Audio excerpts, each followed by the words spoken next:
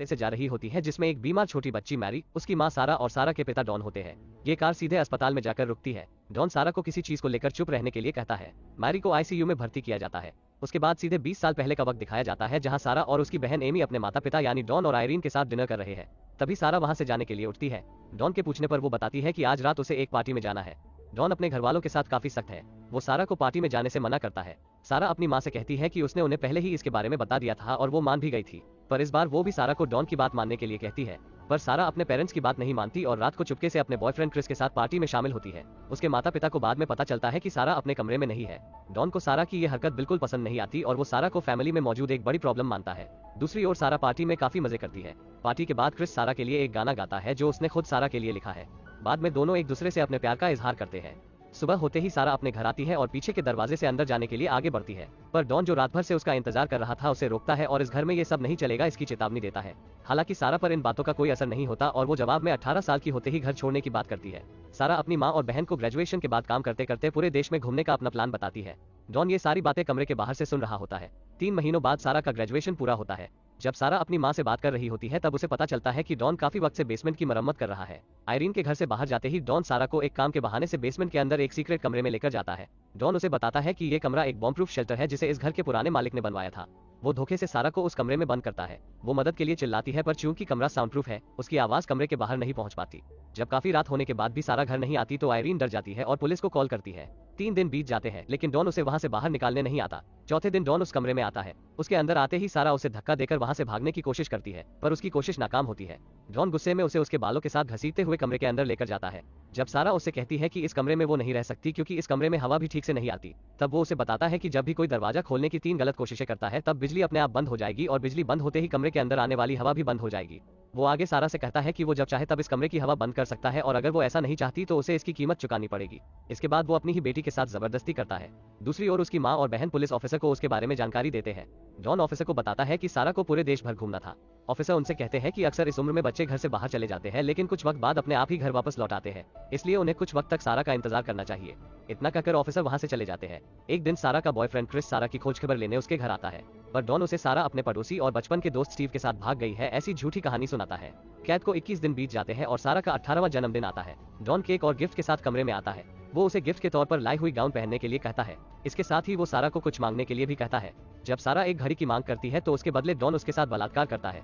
दिन बीतते जाते हैं। 38वें दिन जब सारा कुछ खाने के लिए एक डब्बे का ढक्कन खोलती है तो उसकी धार को देखकर उसके दिमाग में एक तरकीब आती है। अगले दिन जब डॉन कमरे में आता है तो देखता है कि सारा पहले से ही गाउन पहने हुए उसी का इंतजार कर रही है। लेकिन जैसे ही डॉन सारा के करीब आता है वो उस पर ढक्कन के सहारे बनाए गए हथियार से हमला करती है, लेकिन डॉन उसका हाथ पकड़ता है और उसे बुरी तरह से पिटता है। कैद का 354वां दिन है। डॉन से प्रेग्नेंट हुई सारा को लेबर पेन शुरू होता है। वो दर्द से बहुत चिल्लाती है और आखिरकार वहीं पर अपने बच्चे को जन्म देती है जिसका नाम सारा मैरी रखती है। आगे भी उसके साथ यही सब होता रहता है।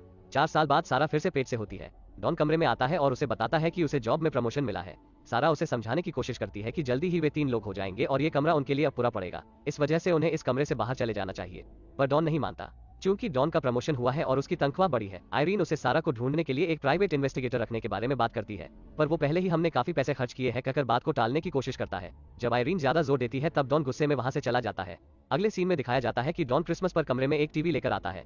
टीवी देखकर सारा बहुत खुश होती है और वो मैरी को बताती है कि ये हमें बाहर की दुनिया से जोड़ेगी जहां डॉन रहता है। ऐसे ही और 3 साल बीत जाते हैं।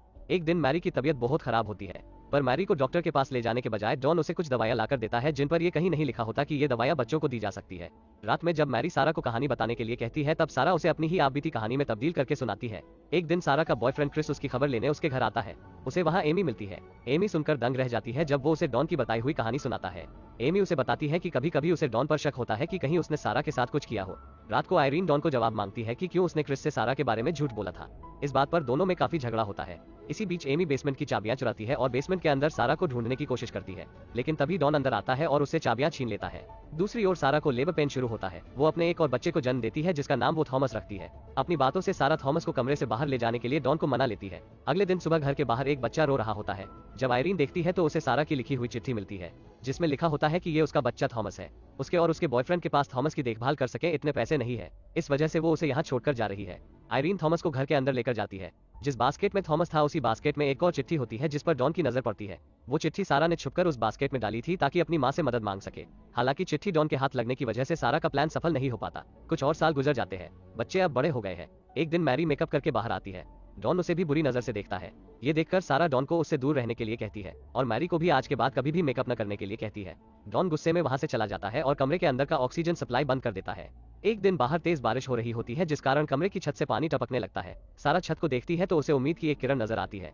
वो चम्मच की सहायता से छत में एक छेद करती है और उसमें से हाथ बाहर निकालकर टॉर्च ऑन करती है ताकि किसी की उस पर नजर पड़े और वो उनकी बाहर निकलने में मदद करे। रास्ते से जा रहे एक आदमी को वो टॉर्च दिखाई देता है पर बदकिस्मती से वो जाकर डॉन को इसके बारे में पूछता है।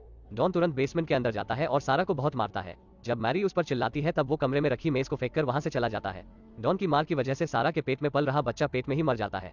डॉन उस बच्चे को लेकर जाता है और जमीन में दफनाता है। अगले दिन डॉन फिर कमरे में आता है और बच्चों को थॉमस के बारे में बताता है कि अब वो बहुत बड़ा हो गया है। अगले साल वो बेसबॉल के साथ फुटबॉल भी खेलने वाला है।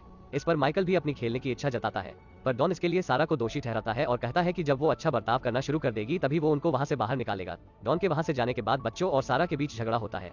वे उनकी कैद के लिए सारा को जिम्मेदार मानते हैं। ये बात सारा से सहन नहीं होती और वो गुस्से में कमरे का पूरा सामान फेंकने लगती है। वो फर्श पर रोते हुए क्रिस के साथ बिताए पलों को याद करती है और वही सो जाती है। मैरी और माइकल उस पर कंबल ओढ़ते हैं और फिर से कमरे को पहले की तरह कर देते हैं। बाद में सारा उन्हें उसकी कहानी बताती है। ये जानकर कि सोने से पहले उनकी माँ उन्हें जो कहानियां सुनाती थी वो सब उसकी अपनी जिंदगी का बीता हुआ कल था। उन्हें बहुत दुख होता है। सारा को कैद में लगभग 20 साल हो चुके हैं। एक दिन मैरी की तबीयत बहुत ज्यादा खराब होती है। सारा मैरी को अस्पताल ले जाने के लिए डॉन को जैसे तैसे मना ही लेती है।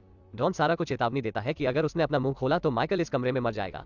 अस्पताल में मैरी का इलाज शुरू होता है। डॉक्टर डॉन को एक फॉर्म भरने के लिए कहती है। सारा डॉन से बाथरूम जाने के लिए पूछती है पर वो नहीं मानता। तब सारा डॉक्टर के दिए गए फॉर्म पर पानी गिराती है। डॉन दूसरा फॉर्म लेने के लिए काउंटर पर जाता है। मौके का फायदा उठाते हुए सारा मदद मांगने के लिए डॉक्टर से जाकर मिलती है जहां एक पुलिस अफसर भी होता है। सारा उन्हें सब बताती है। आखिरकार पुलिस डॉन को गिरफ्तार करती है और माइकल को कमरे से बाहर